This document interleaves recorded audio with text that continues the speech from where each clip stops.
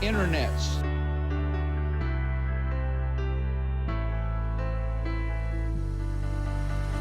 Obama.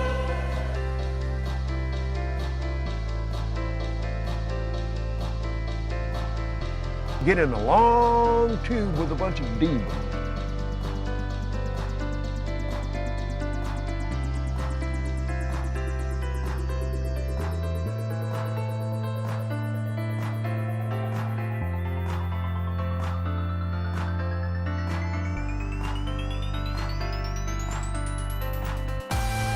Disappointed!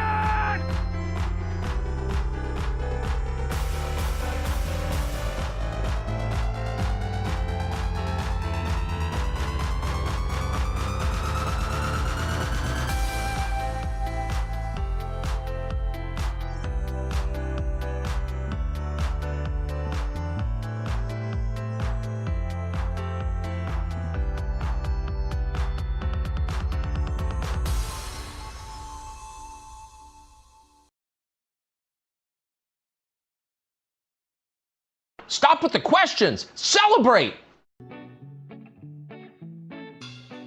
And then they say, is Donald Trump an intellectual? Trust me, I'm like a smart person. Yosemite's one of the wettest we've ever seen from the standpoint of water. Mike Lindell's a conspiracy. Well, you haven't. Person, woman, man, camera, TV. They said nobody gets it in order. It's actually not that easy, but for me it was easy. Amazing. He can't sit down. He's got a burning in his butthole. He's got a fire. He's got a flame coming out of his butthole. Big, massive dumps. Oh, I have a term for that. I call it corporate communism. Somebody sent me a thing this morning where they're talking about putting the vaccine into salad dressing. You see, this is a simple meme that you would find on the internet, but this meme is very real. You ain't seen nothing yet until you see the flaming butthole. Putting us on our knees to China. Now witness the firepower of this fully armed and operational battle station. I don't like them putting chemicals in the water that turn the friggin' frogs gay.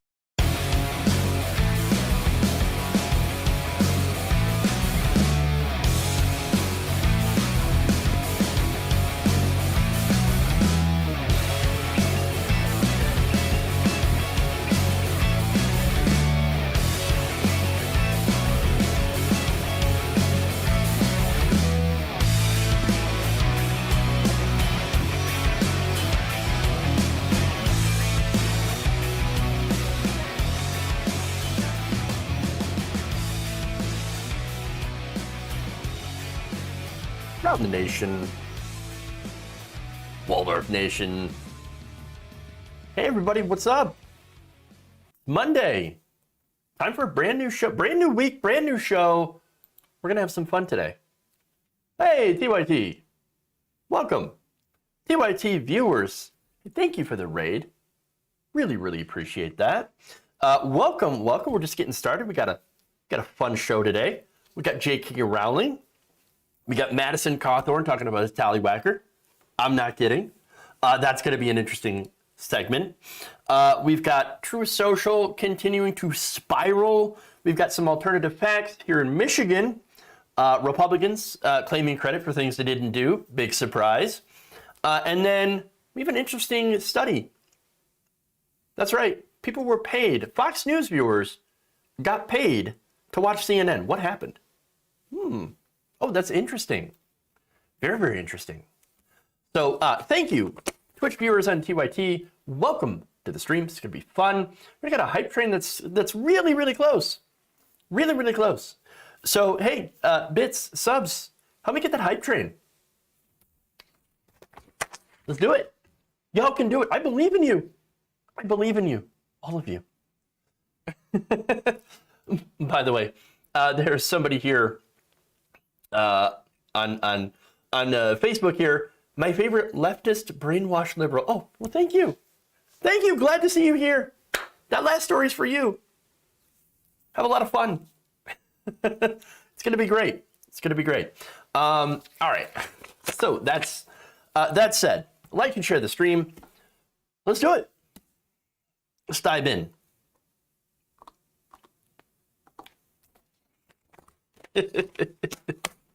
All right. You're going to love it. Author J.K. Rowling is unfortunately in the news again. Once again for blatant transphobia. Yeah. So now Rowling took to social media after highlighting a video by one Dr. David Bell. Dr. David Bell, of course, attempted to link being transgender with autism and pushed for the complete erasure of transgender people. I've got some quotes on that later on in the story, but first, let's get to some of the responses. Now, along with the video, first, she tweeted, "History will judge whether Dr. David Bell was a hateful transphobe or trying to alert people to a medical scandal." Scandal! But he's far from the only health professional raising these concerns, and I have the letters and emails to prove it. Ah, yes, you've got the letters and emails. Well, I mean, sure, I guess we could see them. That would be nice. Now, that said, a lot of backlash. Especially from members of the LGBTQIA+ community, including friend of the show, Mike Figueredo, of the Humanist Report, who put out this response that was highlighted by Rowling herself. So this is important. So you can see part of his message there in her tweet, or quote tweet, which, by the way, really signifies that she does read these things. And she seems to be very, very triggered by this, which is fun. Me shares video of experienced psychiatrist who turned whistleblower. Not really, because he didn't even actually work with transgender children or people with GID. Expressing his deep concern at high numbers of autistic children and children with internalized homophobia presenting at gender clinics. To which Mike responds, "You're a repulsive bigot. Go fuck yourself, transphobic trash." To which I say, yes, agreed. Nice one, Mike. That's awesome. He followed it up by saying this: "Attack a marginalized community, expect good people to defend them. Trans people just want to live and be happy, and your priority is to make their existence hell. Fuck you. If your feelings are hurt, dry your tears with a pile of money, you rich pig." Ooh, I love it. All right, good stuff. You also had fellow YouTuber Vosh, who got into a row with Rowling a couple of weeks ago, adding this, quote, "You should share the opinions of more experts then, since psychiatric and medical institutions in America and the UK overwhelmingly support trans people. You are such a piss baby. Imagine being a trillionaire author and crying over a go fuck yourself on Twitter." It's so good. That's so good. And then, of course, you have a trans streamer by the name of Keffels, who also weighed in on this one. Let me bring that up. I've always wanted to ratio J.K. Rowling with a picture of my favorite female athlete. And that's Leah Thomas, who is a transgender swimmer. She recently competed in the Olympics. And, of course, conservatives have been very, very angry at the fact that she exists. Been making a lot of news about that. Now, by the way, that ratio, it happened. Okay, so Keffels got 37K likes on that. All right, so more so than J.K. Rowling. A lot of love online for Keffels.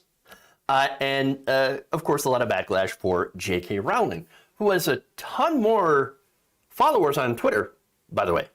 And so millions of people follow her. Millions of people do not follow Keffels or Vosh or Mike Figueredo. And yet, it seems to be that her opinion is not exactly popular.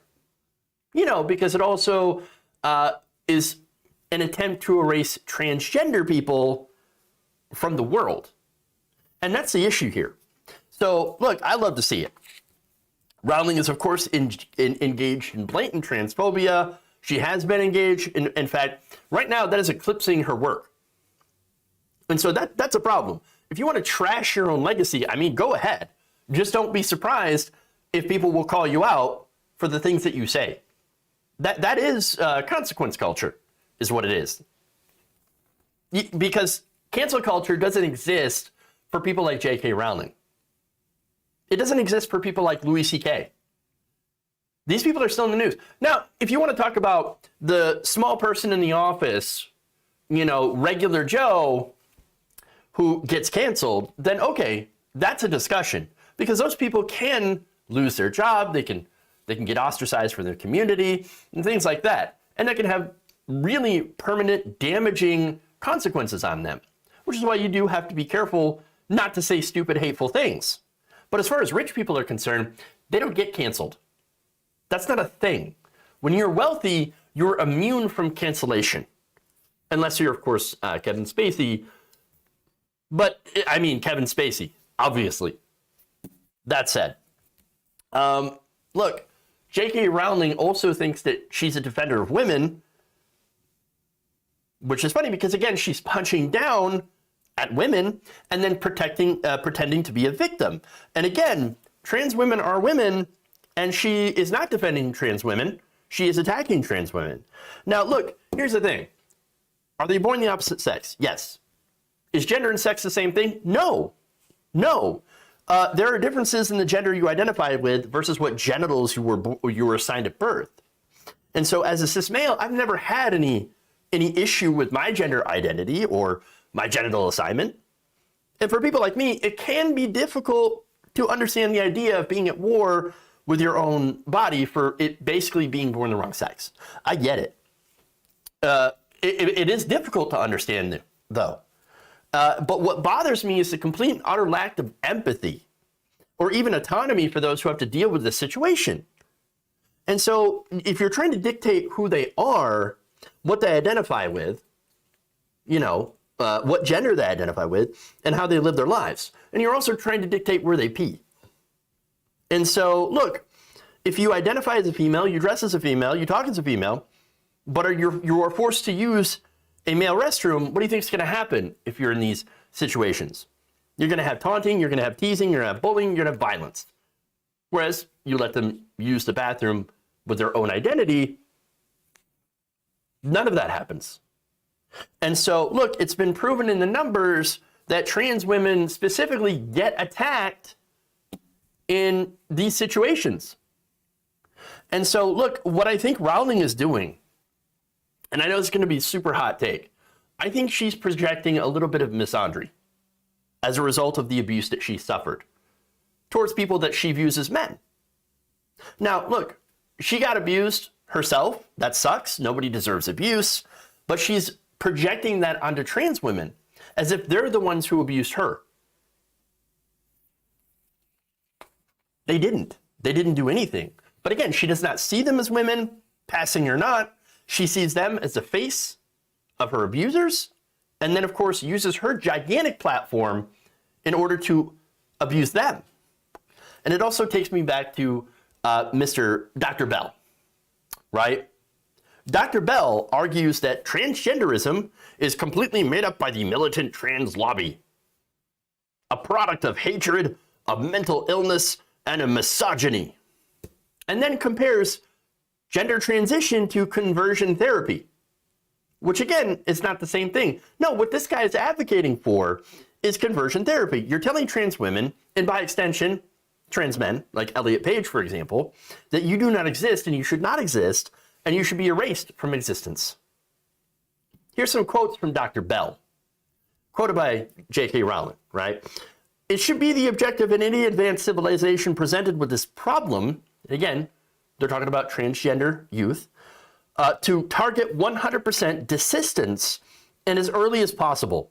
It is necessary that persisters, desisters, and detransitioners command the best health care that we can provide. Medical research should dedicate itself to finding the best solutions to the irreversible harm that's been done to the victims of gender ideology. Here's the thing. People who transition are overwhelmingly pleased with the results of said transition. And actually, there are many who say that they wish they could have transitioned sooner and avoided going through male puberty, which is done, again, and they're able to do that because there are medications called puberty blockers that allow people to basically wait until they're an adult to make a final decision on whether or not to continue with the transition and get the surgeries. Because you cannot get gender-affirming surgeries until you're 18, until you're a legal adult. That's how it works. So what this guy is doing, Dr. Bell, is pushing an anti-trans ideology, and so of course J.K. Rowling agrees with him. And that's what's dangerous, because the harm of pushing people into the proverbial closet, making transgender youth have to hide who they are and how they feel, that's going to do massive harm to people. Massive harm to them. Look, talking about conversion therapy, we know conversion therapy doesn't work on gay people. It doesn't work on transgender people. It won't work on transgender people. If you are endorsing it, you're endorsing the erasure and death of members of the trans community, period. And if you think, if that is your position, and you think they should all die, i.e. not exist, then just say it. Because there's no difference here. Transphobes and bigots do not want trans people to exist. Just be honest about it. Just be honest about it, about how horrible of a person you are, instead of claiming that you're the good person and that you're the victim. Oh, I'm the victim, and I'm just trying to help women, and I'm just trying to help children. Not true at all. One last thing. Predictably, there were homophobic attacks that came out against Mike, transphobic attacks against Keffels, among the many different things by some of the J.K. Rowling stans were people that were accusing Mike of being a pedophile, of course. They called him an incel, a misogynist for disagreeing with J.K. Rowling. Also going after Vosh, who is, of course, no stranger to controversy. She labeled him misogynistic, an incel, a pedophile, etc. And so that's those are some pretty common smears. And then, of course, this whole thing trying to conflate and trying to link transgender, being transgender with autism, well, that's deeply ableist as well.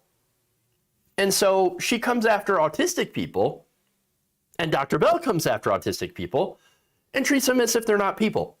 No, they're unwell, and they're being influenced because they have no agency over themselves to become transgender. So you're infantilizing neurodivergent people, what she is, what she's doing, and then using autism to defend her transphobia. It's ridiculous. So, way to attack two different groups that are heavily stigmatized. What a great role model you are, Joanne. Well done. Well done. Now, of course, I'm sure that I'll be attacked by this, by unhinged, by talking about this, by unhinged people who also want to erase trans people from existence, despite trans people 100% not affecting their lives in any meaningful way, much less negative way. But I suppose it comes with the territory of being on the right side of history and standing up for marginalized people. All right. Let's continue. Now let's go to Madison Cawthorn. Lots of neurodivergent people are LGBTQ+. Yeah. I don't know the numbers on that. But again, I don't think it has really any correlation.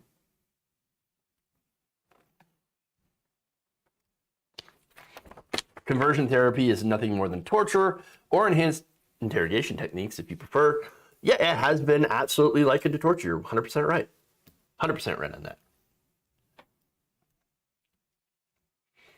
Mike does have a husband. He does, Jonathan. And so, again, it's so weird. It's so weird, the attacks that are going on against Mike.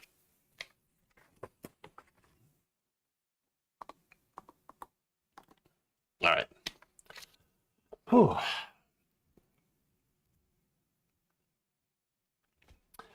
On Monday, Representative Madison Cawthorn offered his own definition of what he believes a woman is.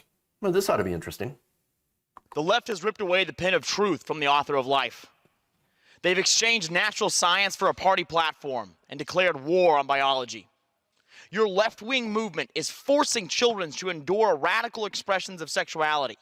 And yet, you can't even define what a woman is. You might amend a bill, but you'll never amend biology. Science is not Burger King. You can't just have it your way. I am the youngest member of the House of Representatives, and I never imagined that one of my sacred duties in this hallowed chamber would be explaining to the House Speaker the difference between a man and a woman. Take notes, Madam Speaker. I'm about to define what a woman is for you. XX chromosomes, no Tallywacker. It's so simple. And yet today, this proclamation of fundamental scientific fact will cause the woke liberals in Silicon Valley to strip you of your voice and ban you until you bow at their altar of falsehoods. That's Silicon Valley. Very, very dangerous. Silicon. All right, anyway, enough on that. Hey, libs. It's so simple. It's so simple. XX chromosomes and no Tallywacker. That was simple. Simple. That's what a woman is. Well, I mean, obviously I'm so smart. Listen to the science. Isn't it funny that the time that these conservatives tell you to listen to the science, it actually has nothing to do with the science? That it only has to do with the culture wars? Weird. Because, look, even more funny is the fact that he's wrong. Science doesn't say any of that. What science says is that there's a difference between sex and gender. The term sex is generally used to refer to a binary of being either male or female as denoted by attributes that comprise biological sex. Gender is meant to refer to the various socially constructed roles, behaviors, expressions, and identities of girls, women, boys, men, and gender diverse people. So, all right. Those physical characteristics, by the way, can be changed through hormones and surgical options. And so, look, leave it to Republicans to get the science wrong. Look, nobody's arguing that sex isn't real. Scientists, of course, know the difference between sex and gender, right? Since the early 2000s have generally agreed that sex is simply a classification of reproductive organs and functions. That's it. So there is no reason, scientifically, that, a biologically born male with a quote-unquote Tallywacker can't identify as a gender a woman, adopt the social conventions of being a woman, dress and present herself as a woman, and be considered a woman. This is not something that science argues against, because what science does is that it makes observations. It doesn't make arguments, and it doesn't fight your culture wars. Her gender identity goes beyond just the biology and actually gets into the realm of psychology.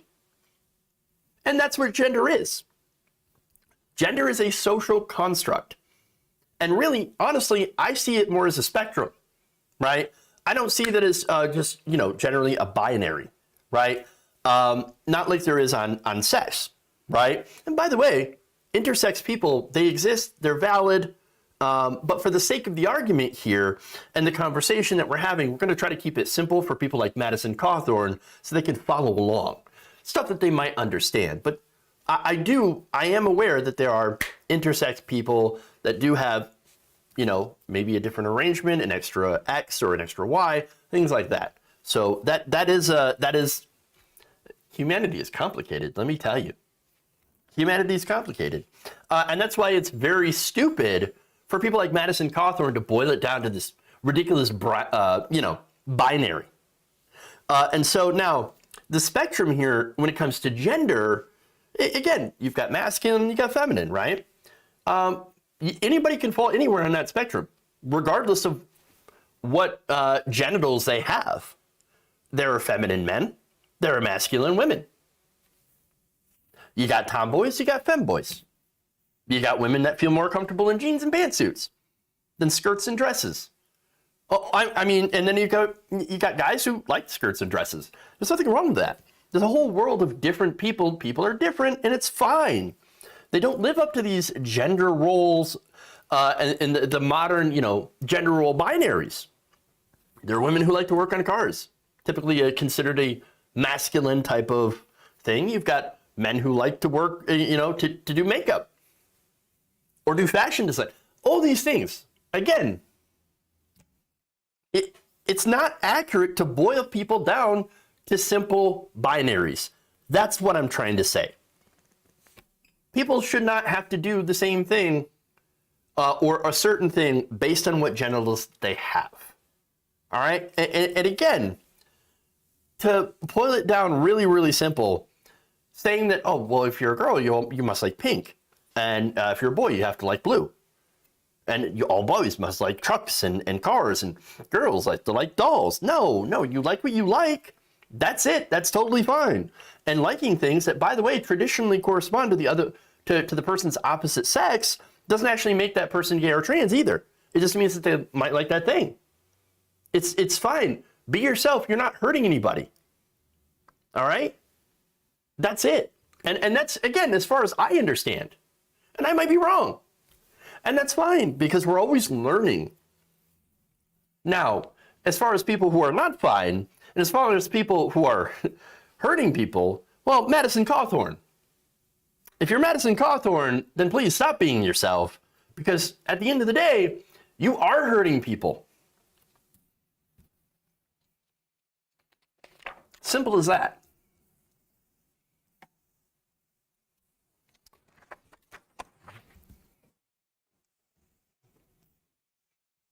All right. Moving on. Let's change the subject here and go to Truth Social. Whoops. More like Griffin Social.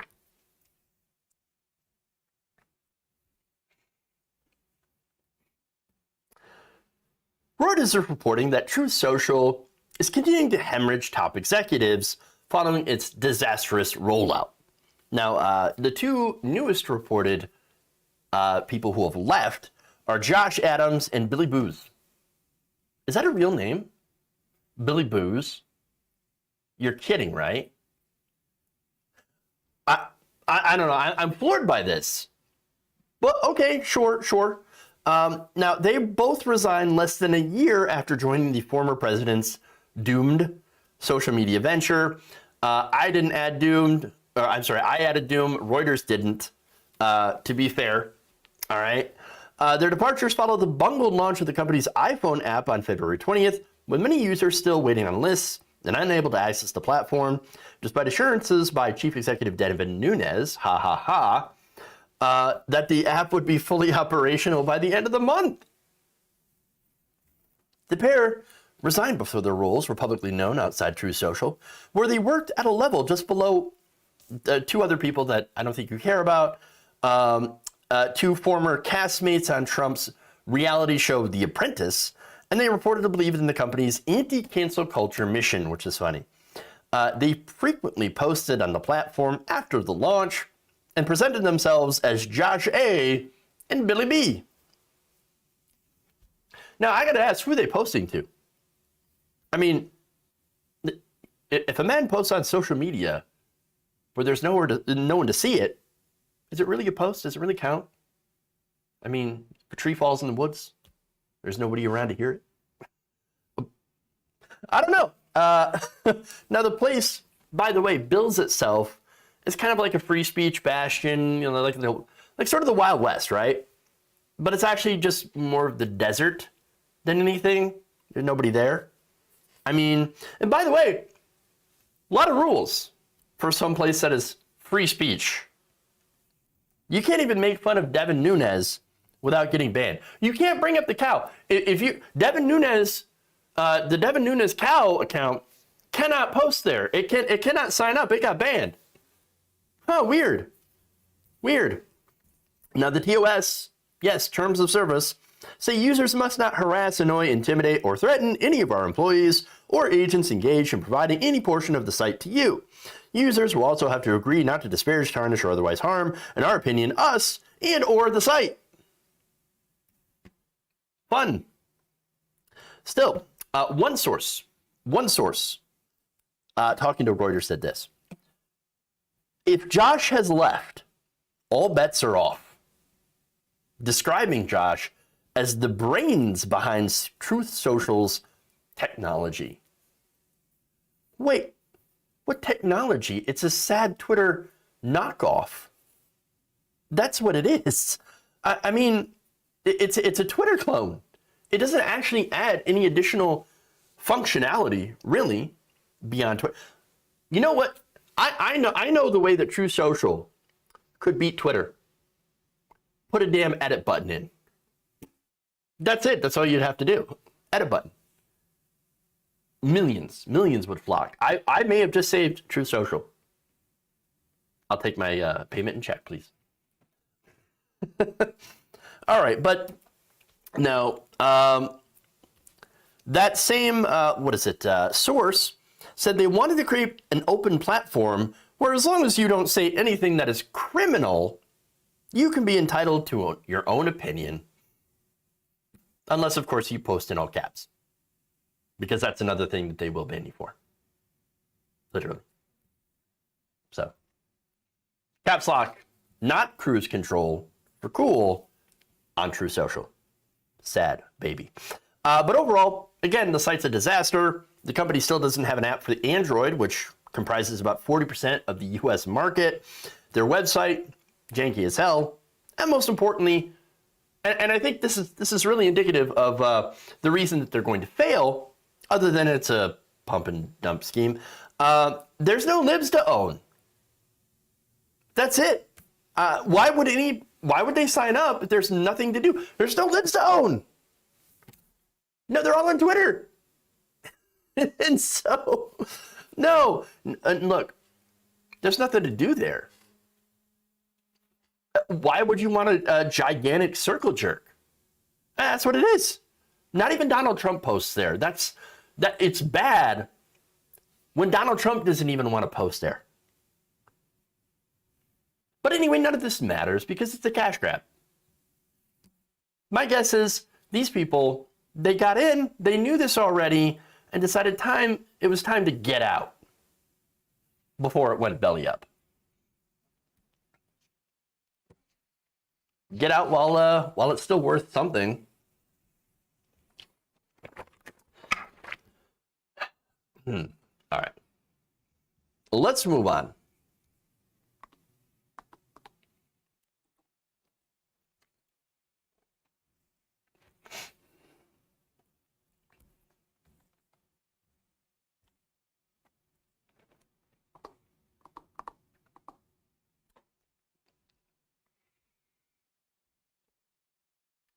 The Republican Party continues their assault on reality. On Saturday, Michigan Republican Lisa McClain claimed in a speech that it was Donald Trump, not Obama, that got Osama bin Laden. Take a look. While President Trump was in office, we didn't have a war, and I think he made 3 peace treaties. Caught Osama bin Laden and Soleimani, al-Baghdadi, and this president is weak. And I'll tell you, weakness breeds aggression. We need strength. We need somebody who will stand up for America and put America first again, like President Donald J. Trump did when he was in office.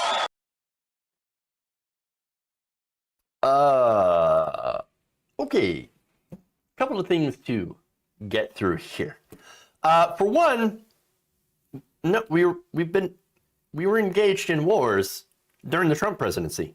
I guess you could say that he didn't start any new ones, and that's great. Well done on that one.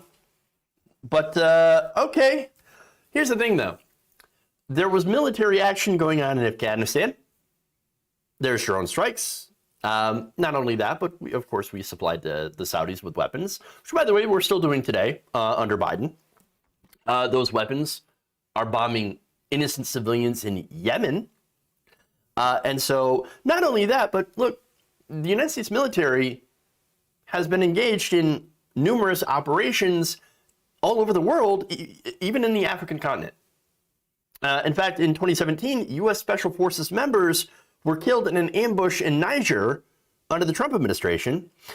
In fact, the president can be heard in a leaked tape telling his aides that the U.S. and Nigerian troops got attacked by quote-unquote 50 real fighters, who he claimed were only in Africa because the military had chased them out of the Middle East.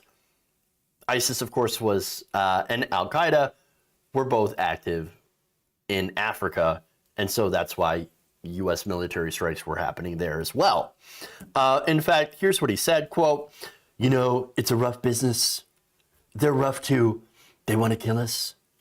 We've let the military do what they have to do, and whether you call it the rules of engagement or any way you want to say it, but we've let them do." Okay, I don't know what you're saying there, but fine. But on a call to the wife of one of the special forces soldiers that had been killed in that ambush, well, Trump literally forgot his name. I'm not kidding. He forgot his name. That's amazing. But yes, we were engaged in conflicts under Trump. We're engaged in conflicts under Biden. Now, are they considered wars? I mean, that's, you know, they get into these ridiculous definitions. I would personally call them wars. And again, under Biden, under Obama, and under Trump, yes. That said, we've been engaged in so many different undeclared wars all over the globe, and under the guise, of course, of fighting the war, so-called war on terror. And so that's a big problem, right? That said, this whole thing, what she's saying, full of alternative facts. But again, politicians from both sides point out or downplay U.S. imperialism, and I think it's really important to point that out. Now, that said, both Qasem Soleimani, the ex-Iranian general, and Abu Bakr al-Baghdadi, the former Iraqi leader of ISIS, yes, both of them were targeted by U.S. military strikes under Trump, and he took them out. Okay, so there you go. There's something that she's right about. Bin Laden, however, killed back in 2011 under Obama. In fact, I'm going to show you a video here. This is then President Obama making that announcement. Tonight, I can report to the American people and to the world that the United States has conducted an operation that killed Osama bin Laden, the leader of al-Qaeda, and a terrorist who's responsible for the murder of thousands of innocent men, women, and children. Shortly after taking office, I directed Leon Panetta, the director of the CIA, to make the killing or capture of bin Laden the top priority of our war against al-Qaeda. After years of painstaking work by our intelligence community, I was briefed on a possible lead to bin Laden. Last week, I determined that we had enough intelligence to take action and authorized an operation to get Osama bin Laden and bring him to justice. Today, at my direction, the United States launched a targeted operation against that compound in Abbottabad, Pakistan. A small team of Americans carried out the operation with extraordinary courage and capability. No Americans were harmed. They took care to avoid civilian casualties. After a firefight, they killed Osama bin Laden and took custody of his body. Now look, you know, you can't really look at that and be like, oh yeah, no, it was totally Trump that got Osama. Really? Really? I mean, does that look like Donald Trump? Oh man, you know, back in the day, back in 2011, Donald Trump, who was apparently president at the time, not only looked in great shape, but was also black. Huh? Oh, and by the way, he could put together very coherent sentences. Wait, are you saying that Donald Trump let himself go and then became white? That doesn't make any sense. The best people, the smartest people, the greatest people. But look, there's more. Apart from her false claims about bin Laden, McClain had other things to say. For one, she said that unemployment is experiencing a 40-year high, which is it's not true, not factual. In the same speech, she then claimed that there's a labor shortage Both things, again, not true. There isn't a labor shortage. There's a shortage of places that refuse to pay workers what they're worth. That's what's going on here. So, you know, according to an extensive report by a senior Glassdoor economist named Daniel Zhao, employers are by and large failing to provide adequate pay and work conditions to attract the amount of talent that they're seeking. Interesting. In fact, here's what Zhao told Insider, quote, I would say labor shortage is kind of a tricky term because it does imply there aren't workers available. And what we do know is that there are a significant number of workers on the sidelines who would be willing to come back to work if the conditions were right. And now, the claim here that Republicans are using to, you know, say, oh, well, it's a labor shortage. People don't want to work. People don't want to work, right? And it's because of those damn enhanced unemployment benefits that ended all the way back in September of 2021. Now, some states, of course, had their own programs. They ran for a little while, but the federal program, over. It's been over for a very, very long time. Now, how much money do you think that they got during that time? It was an extra $300 a week, not an extra $3,000 or $30,000. Now, you know what people use that money to do? Pay the bills. That's what they did. That money's gone, long gone. The stimulus checks. Oh, wow, the stimulus checks. Not very much, long gone. Guess what? Mostly went to bills. And so, look, these people do not live in the same reality. They lie and they lie and they lie. But when they're caught, get a load of this. When they're caught, they come up with BS excuses. Here she gets busted and tweets this out. Quote, Joe Biden misspeaks every single day and the media pays no attention to it. Isn't it ironic how I'm under attack for an honest mistake? Do you remember how many reporters were up Biden's ass when he said that Putin shouldn't be president? I mean, that was major. Now, look, that was a pretty dumb thing to say, right? Because that makes you think, and it made a lot of people think, whoa, did Joe Biden just call for regime change in Russia? Which would mean open warfare with Russia. It's a bit of a serious issue. Maybe you should be more careful, right? But see, that's even way different than this. Because like Biden, as I said before, he was expressing his personal opinion. I really wish that, that Putin wasn't the leader of Russia, and then came out and he clarified, right? All right, good clarification that we're not going to war, that we're not doing regime change in Russia. Good, I'm against that. Glad to note the President of the United States is also against that, which could lead to a disastrously deadly nuclear exchange that could level the entire freaking world. Great. Be a little bit more careful there, sir. But this is not the same. This is different. She didn't say that things that could be misinterpreted. No, they were just flat out untrue. Just lying about things. And yet, she's a victim somehow. And then uses it to attack Joe Biden, which of course drives right wingers crazy. Like, oh, I love it, yes, attack Sleepy Joe. How dare you fact check me? These people are super, super entitled. Bad news for them, however. As much as entitled as they believe that they are, they're still, and they never will be, entitled to their own facts. Sorry. Sad. I was for regime change in the U.S. and we got Biden. Brother, I hear you. Or sister. Can't really tell. But I'm with you. Biden, status quo. Not a fan. Not a fan of the status quo. All right. Moving on. Last story of the day. We're just kind of blowing through these real quick. And then we'll do some super chats and give some shout outs to people who've been supporting the channel. Appreciate that. Let's go into the Fox News thing. Are we still bombing Yemen? Yes, we are. unfortunately.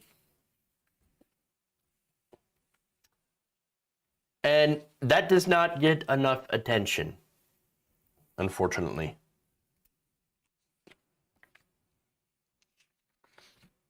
We are providing weapon systems to Saudi Arabia, who continues to do a genocide in Yemen. So horrifying, just horrifying. Okay.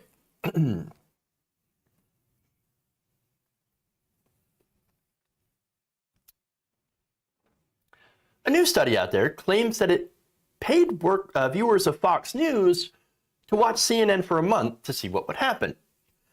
Now, the results were actually kind of shocking and very, very interesting. So now, before I get into the study, I just want to give you some context here.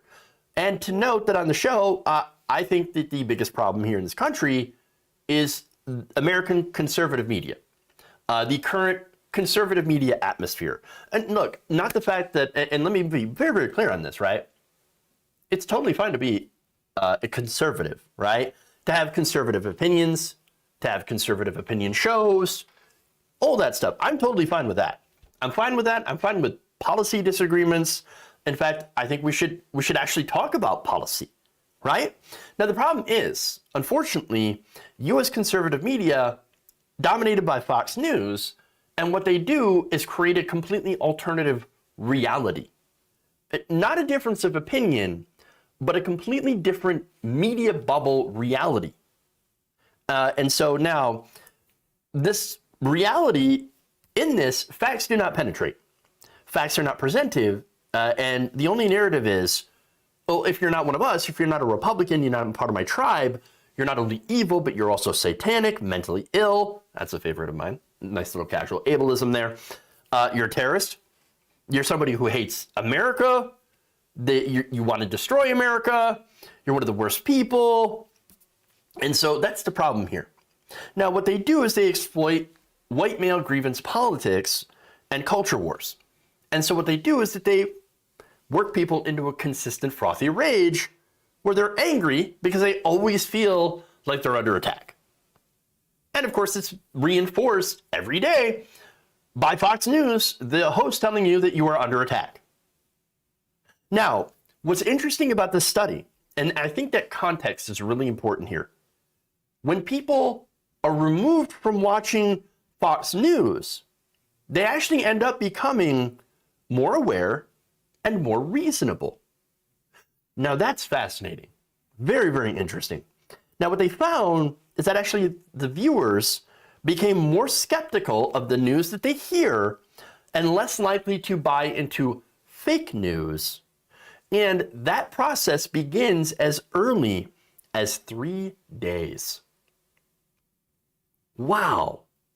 Now, the findings of the study, and it's a pretty long study, written by David E. Brockman and Joshua Alcala, explained that the experiment used content analysis that compared the two networks during the time of September 2020, during the height of the pandemic. And so, obviously, there were some pretty major things going on. During the period, the researchers explained, CNN provided extensive coverage of COVID-19, which included information about the severity of the COVID-19 crisis and the poor aspects of Trump's performance handling COVID-19. And I think we can all agree he did not handle COVID-19 very well. I mean, telling people, why don't we shine a light into the people's bodies or inject disinfectant?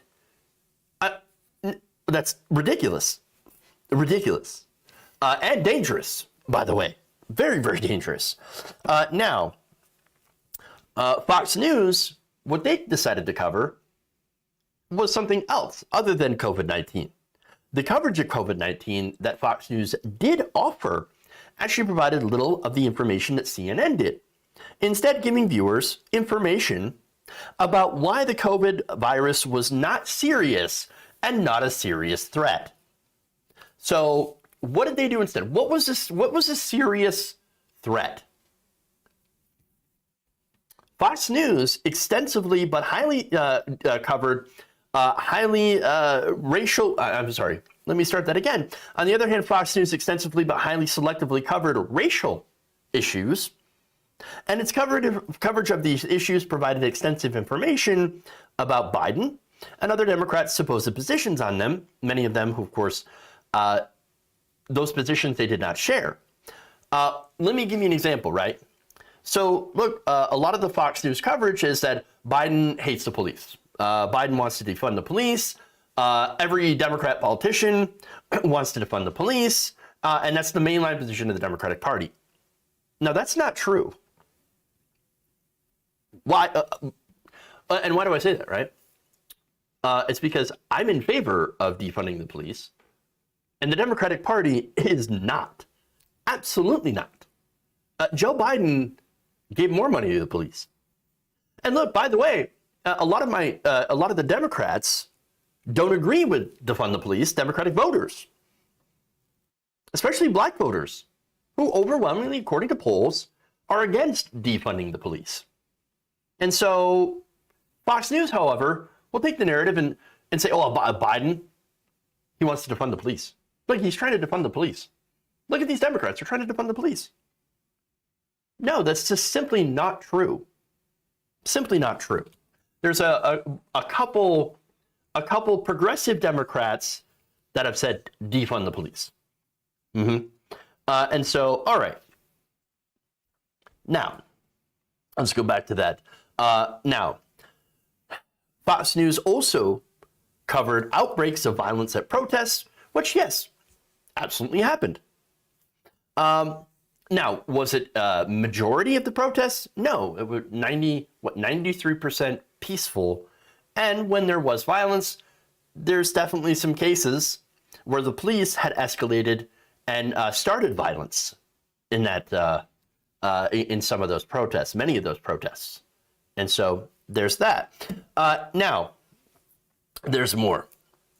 They also, before I go to that, the issue of vote by mail, CNN also provided little information about either violence of protests or racial justice for American cities. And so there's that.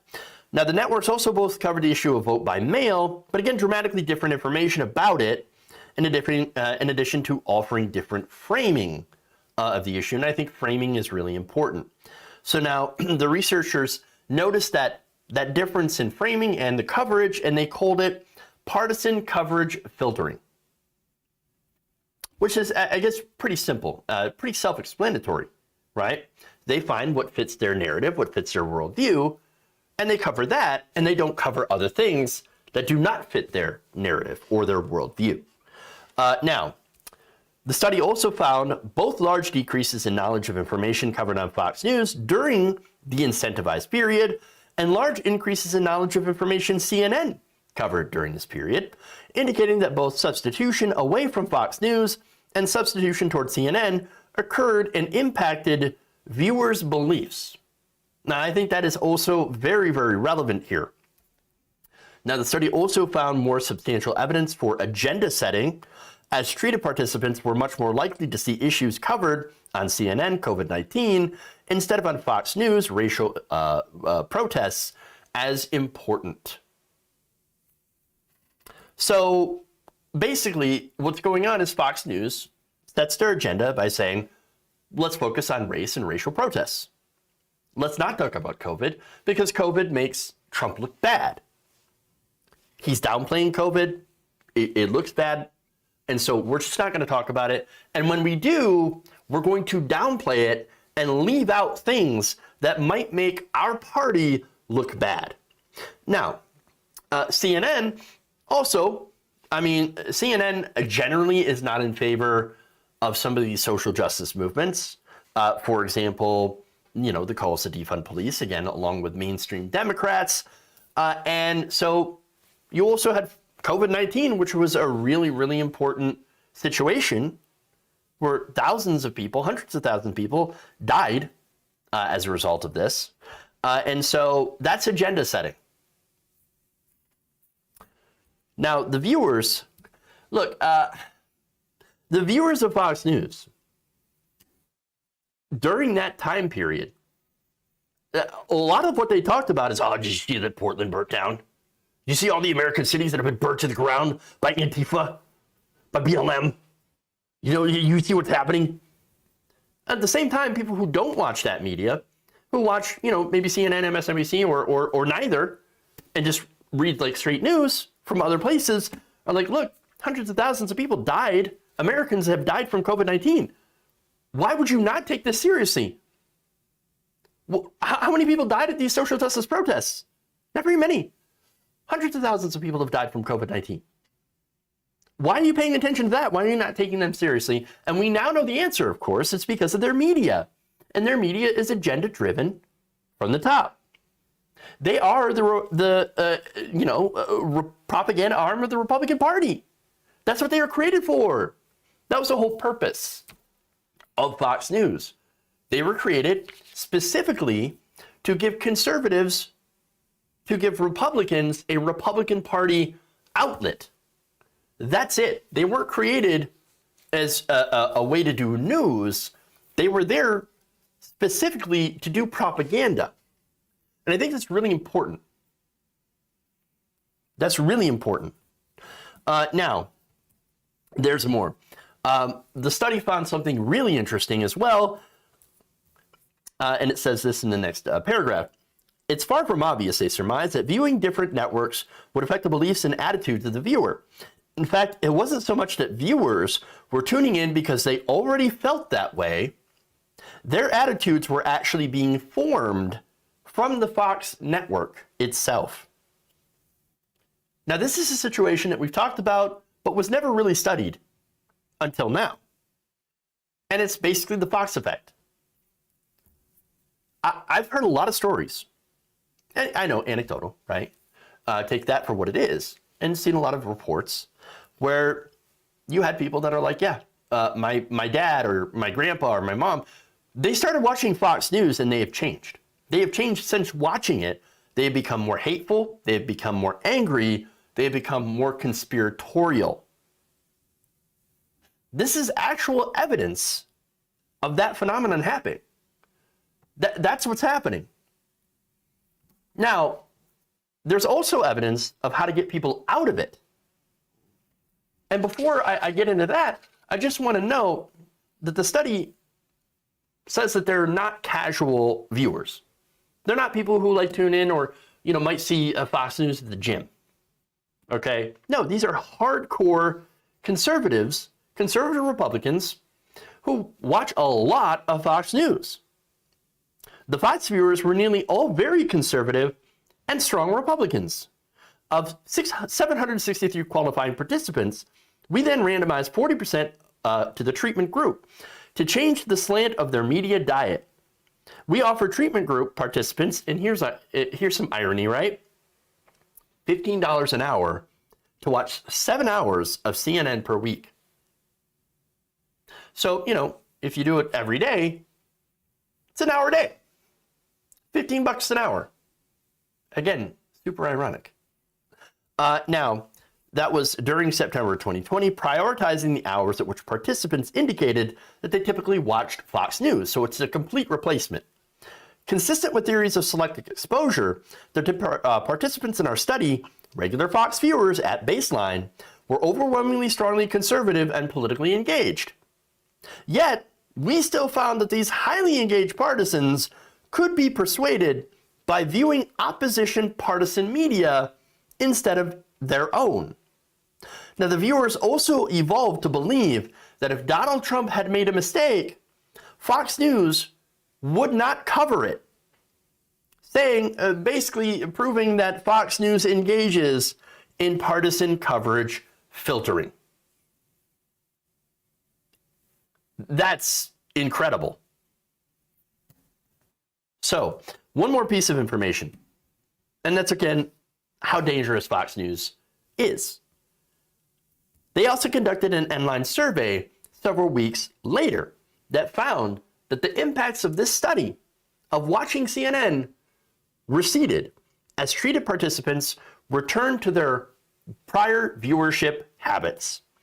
are finding that participants' attitudes immediately shifted at first away from and then back towards their partisan side, along with changes in their viewership behavior, accord with Ladinland's conclusion that stable elite communication flows in the media, rather than any inherent durability of public preferences, may explain why public opinion is so resistant to change. So, for a short time, watching other news instead of Fox News changed people's opinions and perceptions. And they started to believe things that they were watching. And then, when they went back to Fox News, all of that's gone. Complete reversion, and they're back to being conspiratorial and believing whatever it is that, Laura Ingraham, Tucker Carlson, and those people are saying. And it's because it's the repetition. Understand that Fox News has a formula. They have a formula that they use to keep people angry and engaged. And that's how they keep them there. They get them riled up, they get them pissed off, and then they make them believe that this is the only place you will ever find the real truth is on Fox. Everyone else is lying to you. You can't believe them. The things that they say, they're just not true. They're just not true. And by the way, they hate the country and they hate you. It's all targeted. It's all propaganda, specifically done to reinforce a certain narrative and a certain perspective that certain people at the top want you to think. If you really want to break that, you've got to expose people to other media. They've got to start watching other things. The people who watch Fox News as their sole news source. And here's the thing. I don't think anybody should have a sole news source. I don't think that, anybody should only pay attention to one type of news, one place to get their news. I believe in gathering news from different sources, different places, because every place, you have to understand, every place has a bias. I have a progressive bias, but I'm very open and honest with that. Yes, I have a progressive perspective. Now, does that mean that I'm going to color and change my reporting to fit my perspective? No. I'm going to give you the facts, and then I'm going to offer my perspective. That's what we're supposed to do as news people, right? Or as people who discuss the news. Fox News doesn't do that because they're not in the news business. They're in the propaganda business.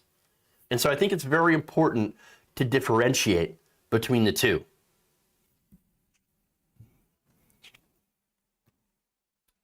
All right. Holy crap. That's such an interesting story.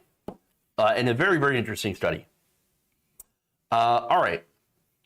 That's all I got for y'all today. Let's go and read some super chats here and thank some people on Twitch as well. All right, so first let's go to let's go to YouTube. Let's see. Dango Mango says, reminder, Rowling is anti-gay and super racist. And adds, it is weird the party who claims LGBT people are abusing kids and doing NSFW stuff defends 60-year-old men marrying 13-year-old children and forcing kids to serve in the bathroom to prove that they belong. Pretty messed up. And adds, it's weird how they venomously defend child beauty pageants, which pageantry at its basic core is nothing more than dehumanizing and objectifying people. Gabby Mathis also weighs in, says people are starving and being killed in Yemen. Yes, that is true. Very, very unfortunate that not only is it happening, but we are also funding and giving these weapons for Saudi Arabia to do this horrible, horrible massacre of people. Just awful. Just awful. All right, let's go to Twitch here. Twitch, thank you for the hype train. I said I believe in you, and you delivered. Thank you so much. And thank you for all the new follows, by the way, as well. Let's see. let's go to Depressed Progressive. Thank you for resubbing for a month tier 1. Appreciate that. 4 months. Thank you. Also, thank you for the 100 bits. Kathleen, thank you for cheering 500 bits. Really appreciate that. Let's see. Chipperdoodle and PA, thank you for the 100 bits. Appreciate that. And again, let's see. She's a lion dog. Thank you for the 200 bits. Really appreciate that as well. And again, thank you for all the new follows. Lightly Toasted Dragon, thank you for subbing for a month at tier 1. Appreciate that. Really, really appreciate that. Thank you so much all for the subs and the bits. Really, really appreciate it. Thank you, thank you, thank you. Let's see. See if I can find the some of the newest members. Occam's Taser, thank you for rejoining and becoming a subscriber. I'm sorry, a member on YouTube. You can become a member by hitting the join button below. Really, really appreciate that. All right. And by the way, you know, something that's in the media study, or not in the media study, sorry, but something that, of course, should be noted. I mentioned that, yes, there's a bias in media. I've talked about it all the time. There's an establishment bias in establishment legacy media. And so I have talked about this. I have discussed this at length. We are certainly not legacy media, so we are impacted, of course, personally by that and by the fact that legacy media is, of course, preferred by the establishment. And yes, how they do like to clamp down on independent progressive voices. And so that's, I think, really, really important to note. That's it. Wasn't the real interesting part about that study was how you could possibly get people away from the right-wing Fox propaganda. And so I think that's really, really important. I think that's really relevant. And that's my main takeaway here. Again, we've got a million problems with corporate media, with media consolidation. Of course, it's a gigantic issue. But that said, BreadTube has been. What the hell is BreadTube? I don't even know what that is. And so I don't think anybody who's not terminally online knows what BreadTube is. To think, oh yeah, that's right. Apparently, they're alleged to be funded by, what is it, the CIA? Right. No, I don't believe that at all. That's ridiculous. Why would they? Most normal people do not know what that is. They don't know what BreadTube is. Why would the CIA? That doesn't make any sense. I'm sorry, that doesn't make any sense. Like, terminally online, the people who are alleging that, you might want to go touch grass. Get outside.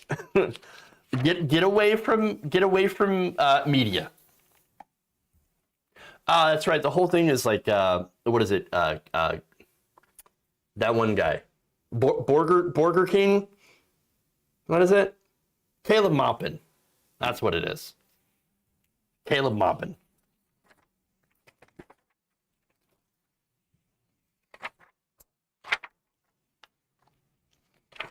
Ridiculous. BreadTube was a bunch of lefty YouTube essays and such. Oh, yeah, okay. Sure. Okay.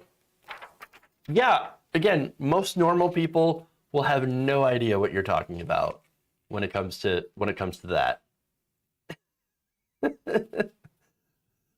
Bizarre. The bizarre. Like, come on. Never watched ContraPoints. Don't know what Philosophy Tube is. Sorry, I'm on YouTube and I do not know what half of. Well, no, not half. More like 97% of what YouTube is doing. No idea. Just no idea. No idea. All right. This has gotten off on a tangent. I am stun locked, and so I think we're gonna cut it down here. We're gonna cut it off. No. All right.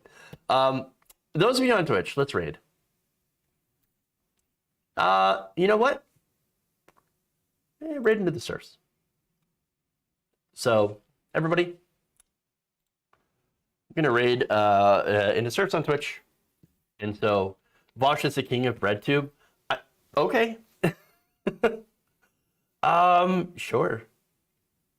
Do I need some bread now? I am kind of hungry, honestly. That would be a good thing to get something to eat. So that's what I'm gonna do. All right. Anyway, thank you all. Love you, and remember, change begins with you. Good night, nation. We'll see you all tomorrow. Have a great night.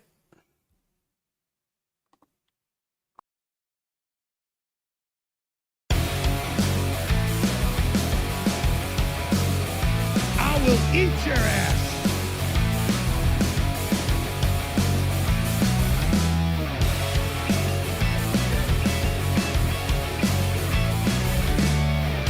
I have not loved this conversation.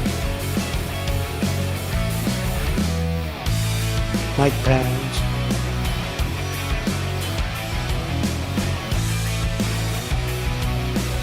Obama. Get in a long tube with a bunch of demons. Clean coal, meaning to take it out cold. They're going to clean it. They're kicking me out the door. They're kicking me out the door.